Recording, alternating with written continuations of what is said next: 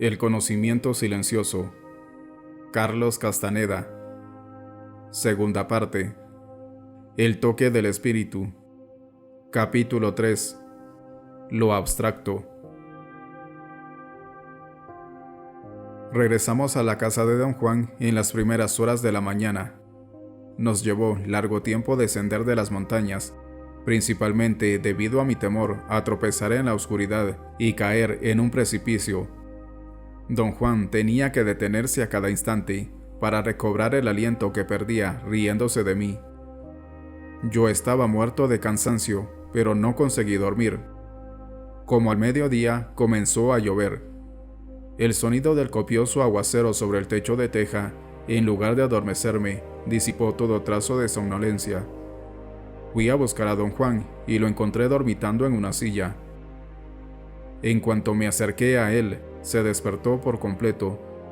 Le di los buenos días. «Parece que usted no tiene problemas para dormir», comenté. «Después de asustarte o enojarte, nunca te acuestes a dormir», dijo sin mirarme. «Duerme como lo hago yo, sentado en una silla cómoda». En una ocasión me sugirió que si quería dar a mi cuerpo un verdadero descanso, debía tomar largas siestas tendido de vientre, con la cabeza vuelta hacia el lado izquierdo y los pies colgando justo sobre el pie de la cama. Para no enfriarme, me recomendó colocar una almohada ligera sobre los hombros, sin tocar el cuello, y usar medias gruesas o no quitarme los zapatos. La primera vez que oí su sugerencia, pensé que estaba bromeando, pero más tarde cambié de opinión. El dormir en esa posición me permitía descansar profundamente. Al comentarle los sorprendentes resultados, me aconsejó seguir sus sugerencias al pie de la letra, sin importar si le creía o no.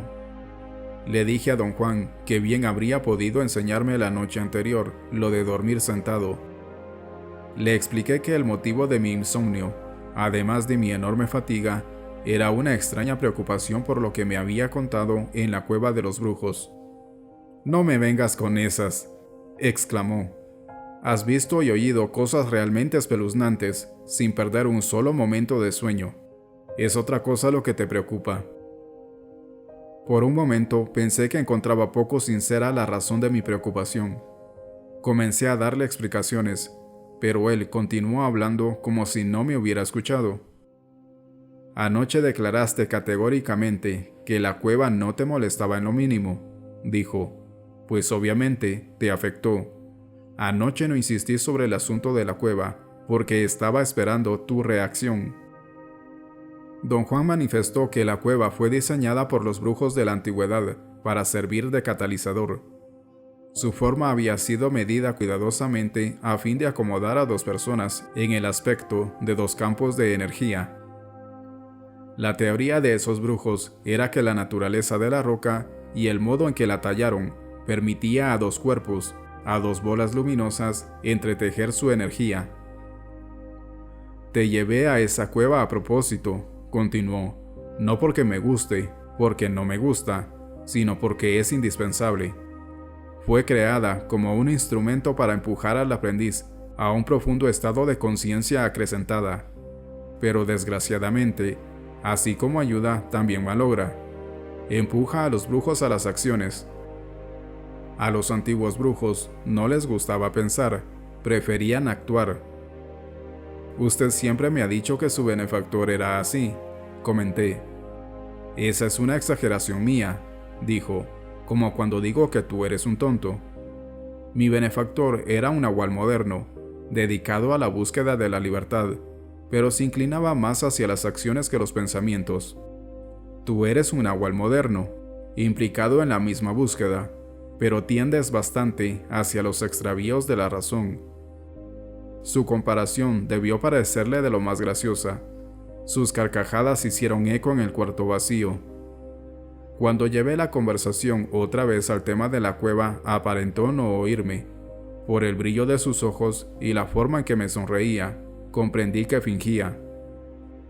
«Anoche te conté lo del primer centro abstracto», dijo, «y te lo conté con la esperanza de que, al reflexionar sobre el modo como yo he actuado contigo durante todos estos años, dieras con la idea de cuáles son los otros centros abstractos.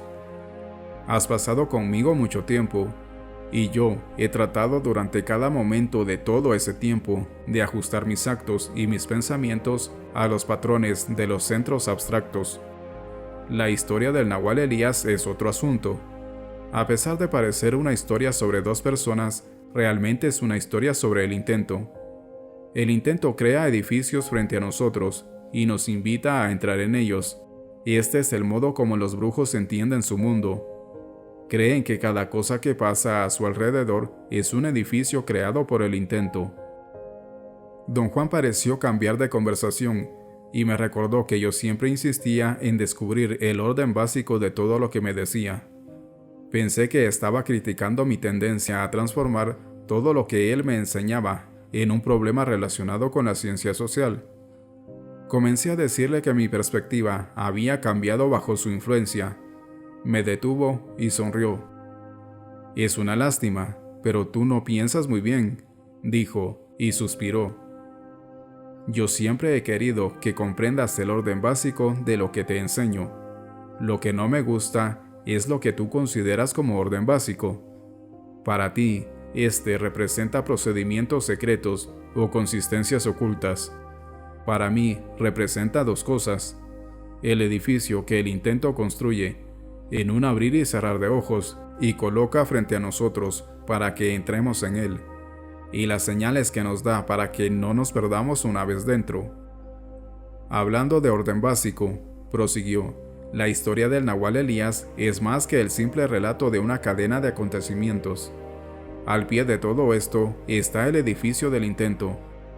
La historia tenía como propósito mostrarte ese edificio y al mismo tiempo darte una noción de cómo eran los nahuales del pasado, para que así puedas coordinar sus actos y pensamientos a fin de entrar a los edificios del intento». Hubo un silencio prolongado. Yo no tenía nada que decir. Para no dejar morir la conversación, dije lo primero que se me ocurrió. Comenté que por lo que había oído del Nahual Elías, me había formado muy buena opinión de él. En cambio, por razones desconocidas, todo cuanto don Juan me había dicho acerca del Nahual Julián me perturbaba. La sola mención de mi desagrado deleitó a don Juan en gran medida. Tuvo que levantarse de la silla para no ahogarse de risa. Me puso el brazo sobre los hombros y dijo que siempre amábamos y odiábamos a quienes son nuestro reflejo. Una estúpida toma de conciencia me impidió preguntarle qué quería decir con eso. Don Juan continuó riéndose, obviamente consciente de mi estado de ánimo. Guiñándome el ojo, dijo que el Nahual Julián era como un niño, cuya sobriedad y moderación provenían de afuera, y que carecía de disciplina, aparte de su entrenamiento como aprendiz de brujería. Sentí la genuina urgencia de defenderme, y dije que en mi caso mi disciplina era verdadera. «Por supuesto», me dijo con aire condescendiente, «no se puede esperar que seas exactamente igual a él», y rompió a reír de nuevo. A veces, don Juan me exasperaba a tal punto que sentía ganas de gritarle. Pero esta vez ese estado de ánimo no duró mucho tiempo. Se disipó rápidamente a medida que otra preocupación empezó a hilarse en mi cabeza. Le pregunté a don Juan si era posible que yo hubiera entrado en un estado de conciencia acrecentada sin siquiera saberlo. «A estas alturas, entras a la conciencia acrecentada por propia cuenta», dijo. «La conciencia acrecentada es un misterio solo para nuestra razón.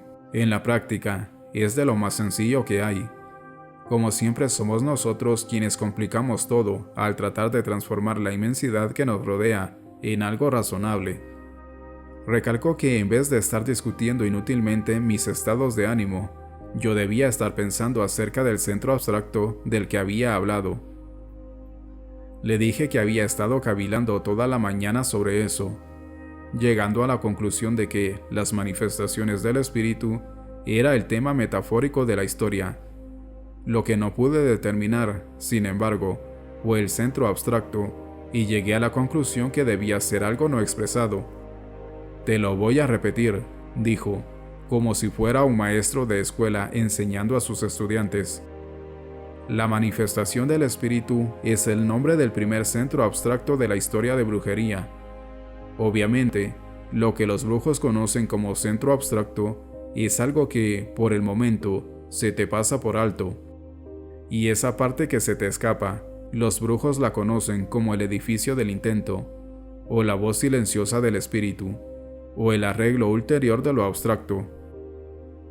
Arguí que yo entendía la palabra ulterior como algo que no era revelado abiertamente, como en la expresión motivos ulteriores, y él replicó que en este caso, ulterior significaba más que algo no revelado abiertamente, significaba el conocimiento sin palabras, el conocimiento que quedaba fuera de nuestra comprensión racional, sobre todo de la mía. Aseveró que la comprensión de la que hablaba estaba más allá de mis aptitudes por el momento, pero no más allá de mis posibilidades totales. Si los centros abstractos están más allá de mi comprensión, ¿de qué sirve hablar de ellos?, pregunté. La regla dice que los centros abstractos y las historias de brujería deben ser enseñados en este punto. La regla dice que los centros abstractos y las historias de brujería deben ser enseñados en este punto, dijo. Y algún día, las historias mismas te revelarán el arreglo ulterior de lo abstracto, que es, como ya te dije, el conocimiento silencioso, el edificio del intento, que está indisputablemente presente en las historias. Yo no le entendía por más que trataba. El arreglo ulterior de lo abstracto no es simplemente el orden en el que nos presentaron los centros abstractos, explicó, ni tampoco lo que tienen en común, y ni siquiera el tejido que los une. Más bien, es el acto de conocer lo abstracto directamente, sin la intervención del lenguaje. Me escrutó en silencio de pies a cabeza, con el obvio propósito de verme. «Todavía no te es evidente», declaró. Hizo un gesto de impaciencia, un poco malhumorado, como si mi lentitud lo molestara. Eso me preocupó, pues don Juan no era dado a expresar molestia. «No tiene nada que ver contigo», dijo en respuesta a mi pregunta que si estaba enfadado o decepcionado conmigo. Es que al verte se me cruzó un pensamiento por mi mente. En tu ser luminoso hay una característica que los antiguos brujos hubieran dado cualquier cosa por poseer. ¿Puede usted decirme lo que es?, pedí en tono áspero. Te lo diré en otra ocasión, dijo. Entretanto, continuemos con el elemento que nos impulsa, lo abstracto. El elemento sin el cual no existiría el camino del guerrero, ni guerrero alguno en busca de conocimiento. Dijo que las dificultades que yo experimentaba no le eran desconocidas. Él mismo también había pasado verdaderos tormentos para comprender el arreglo ulterior de lo abstracto, y de no haber sido por la gran ayuda del Nahual Elías, habría terminado como su benefactor, todo acción y muy poca comprensión.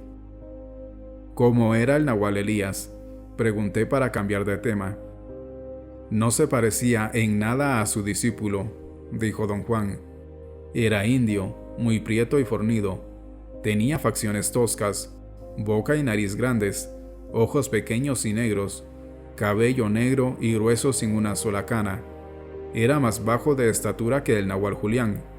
Tenía pies y manos grandes. Era muy humilde y muy sabido, pero no tenía chispa. Comparado con mi benefactor, era algo pesadito, siempre solitario, sumido en cavilaciones y en preguntas. El Nahual Julián bromeaba que su maestro impartía sabiduría por toneladas, y a sus espaldas lo llamaba el Nahual Tonelaje. Nunca entendí la razón de sus bromas, continuó don Juan. Para mí, el Nahual Elías era como una ráfaga de aire fresco. Me explicaba todo pacientemente, como yo te explico a ti, probablemente con un poco más de algo que no llamaría compasión, sino más bien empatía. Desde el momento que los guerreros son incapaces de sentir compasión por sí mismos, tampoco pueden sentir compasión por nadie. Sin la fuerza impulsora de la lástima por sí mismo, la compasión no tiene sentido. ¿Quiere usted decir, don Juan, que a un guerrero nadie le importa? En cierto modo, sí. Para un guerrero todo comienza y termina en sí mismo. Sin embargo, su contacto con lo abstracto lo hace superar sus sentimientos de importancia personal. Así, el yo se convierte en algo abstracto, algo sin egoísmo. El Nahual Elías sabía que las circunstancias de nuestras vidas y nuestras personalidades eran similares, continuó don Juan. Por esta razón, se sintió obligado a ayudarme. Yo no siento esa similitud contigo, así que supongo que te considero de una manera muy semejante a la que el Nahual Julián me consideraba a mí. Don Juan dijo que el Nahual Elías lo tomó bajo su protección casi desde el primer momento en que llegó a la casa de su benefactor. Era él quien le daba complejas explicaciones acerca de todo lo que sucedía en su aprendizaje.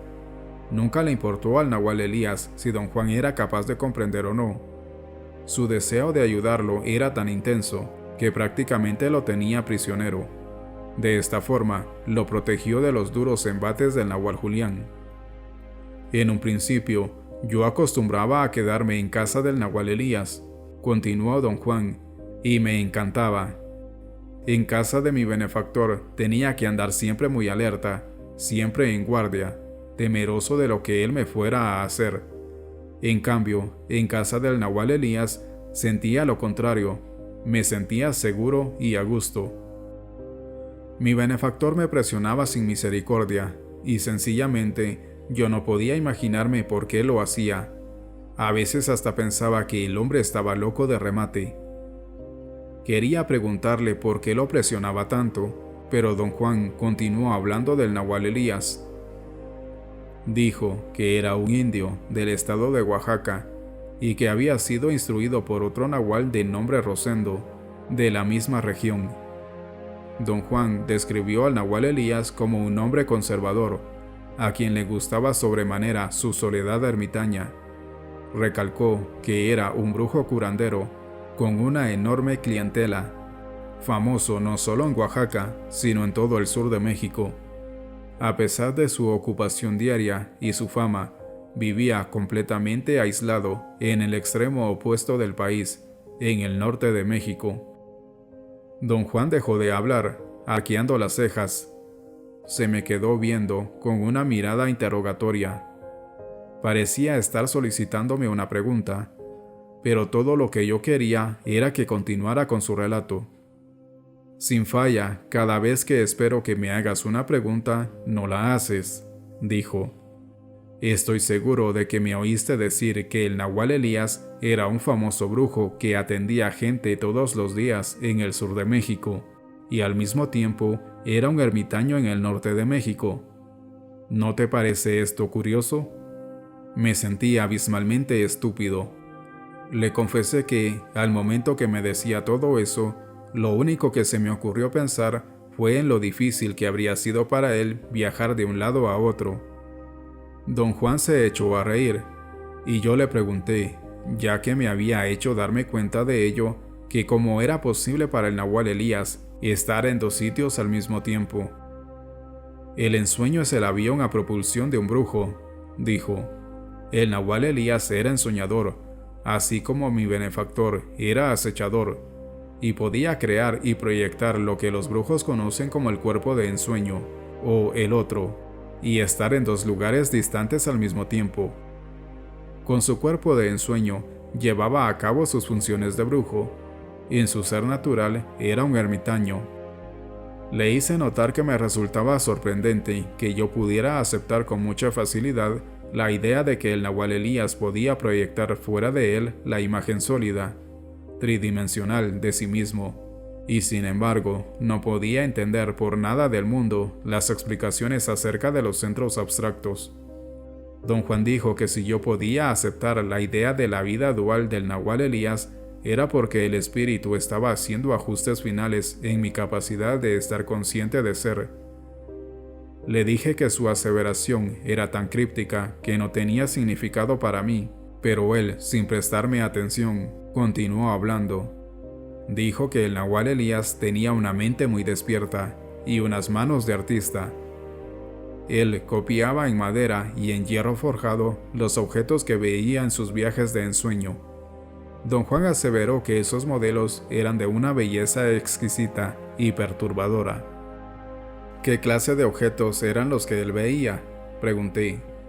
En sus viajes de ensueño, él se iba al infinito, dijo don Juan, y no hay modo de saber qué era lo que él veía en ese infinito. Debes de tomar en cuenta que, siendo un indio, el nahual Elías iba en sus viajes de ensueño de la misma manera que un animal salvaje merodea en busca de alimento. Un animal nunca llega a un lugar donde haya señales de actividad, solo llega cuando no hay nadie. El nahual Elías, un ensoñador solitario, visitaba, por así decirlo, el basural del infinito cuando no había nadie, y copiaba todo lo que veía, pero nunca supo si esas cosas tenían uso o de dónde provenían. Una vez más, no tuve inconveniente alguno de aceptar lo que don Juan me decía. La idea del nahual Elías viajando en el infinito no me parecía descabellada en lo más mínimo. Estaba a punto de hacer un comentario acerca de esto, cuando don Juan me interrumpió con un gesto de cejas.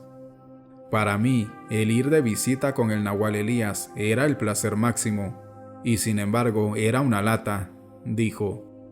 A veces creía que me iba a morir de aburrimiento, no porque el nahual Elías fuera aburrido, sino porque el nahual Julián era único, sin igual. El estar con el nahual Julián echaba a perder a cualquiera. Pero yo creía que usted se sentía seguro y a gusto en la casa del nahual Elías, dije.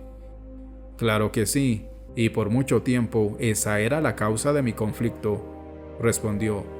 Como a ti, a mí también me encantaba atormentarme con los extravíos de la mente. Muy al comienzo encontré paz en la compañía del nahual Elías. Sin embargo, más tarde, a medida que comprendía mejor al nahual Julián, me gustaba tanto estar con él que todos los demás se vinieron al suelo. Afortunadamente, resolví mi problema imaginario. Encontré el encanto de aburrirme con el nahual Elías. Continuando su relato, don Juan dijo que frente a la casa, el nahual Elías tenía una sección abierta y techada, donde estaba la fragua para sus trabajos en hierro, un banco de carpintero y herramientas. La casa de adobe con techo de teja consistía en un enorme cuarto con suelo de tierra, donde vivía él con 5 brujas videntes, que en realidad eran sus esposas. También había 4 hombres, brujos videntes de su grupo, que vivían en pequeñas casas en los alrededores de la casa del nahual. Todos eran indios de diferentes partes del país, que se habían trasladado al norte de México.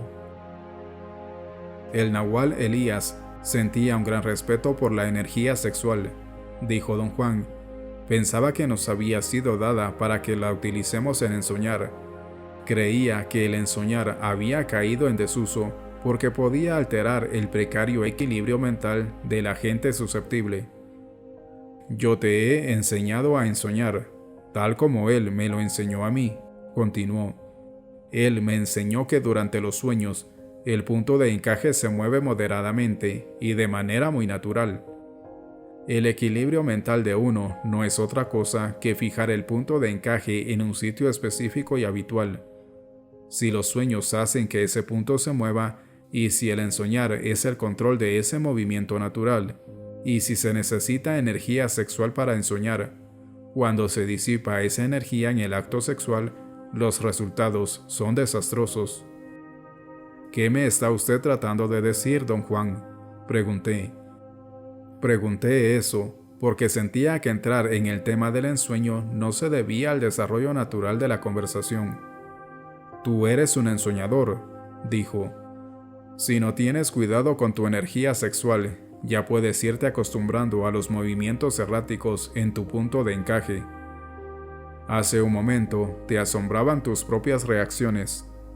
Bien, eso se debe a que tu punto de encaje se mueve sin sentido, porque tu energía sexual no está en equilibrio. Hice un estúpido e inadecuado comentario sobre la vida sexual de los hombres adultos.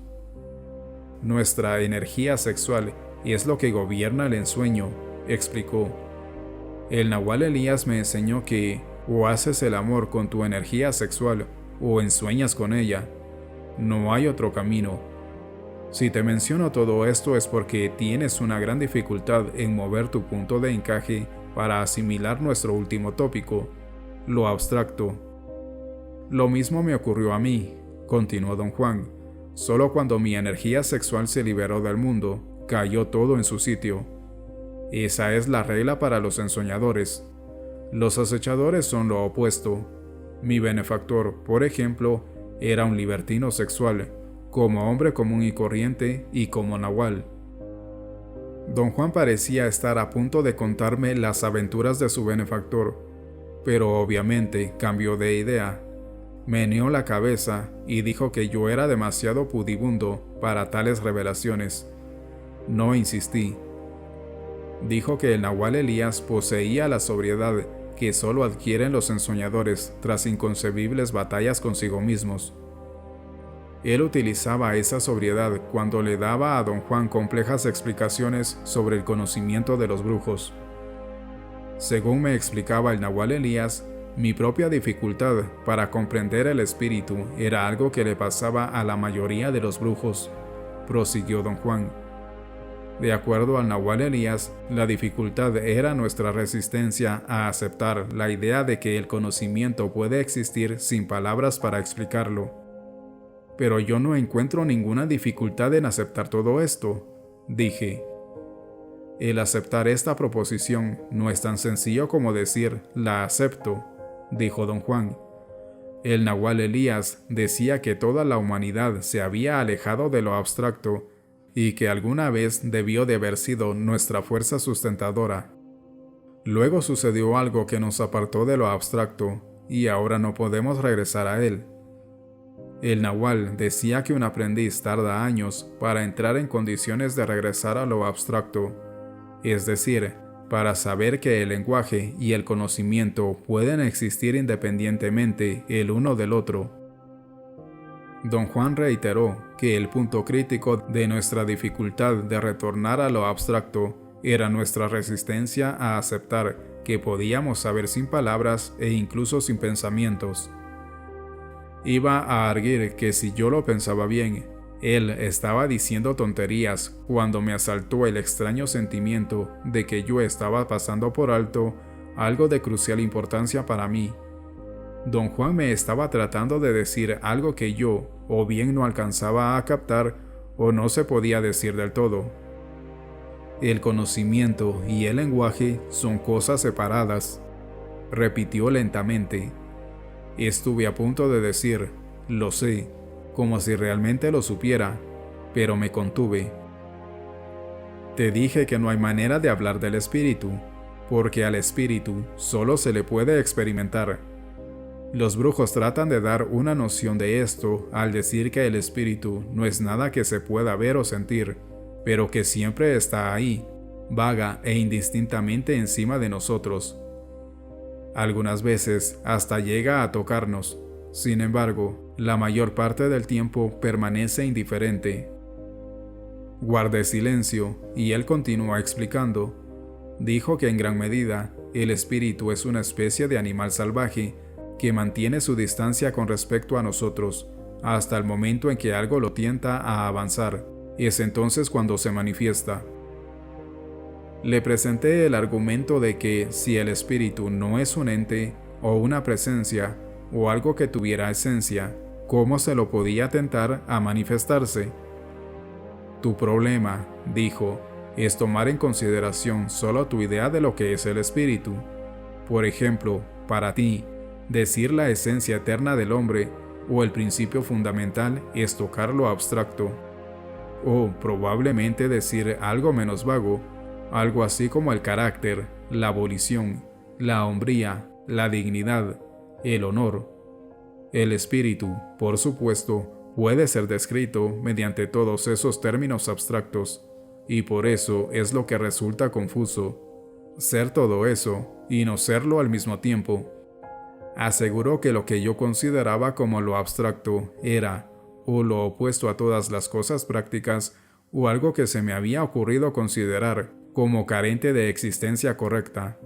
Por otro lado, para un brujo, lo abstracto es algo que no tiene paralelo en la condición humana. dijo. «¿Pero no se da usted cuenta de que son lo mismo?», grité. «Estamos hablando de la misma cosa». «No lo estamos. Para un brujo, el espíritu es lo abstracto, porque para conocerlo no necesita de palabras, ni siquiera de pensamientos. Es lo abstracto, porque un brujo no puede concebir qué es el espíritu.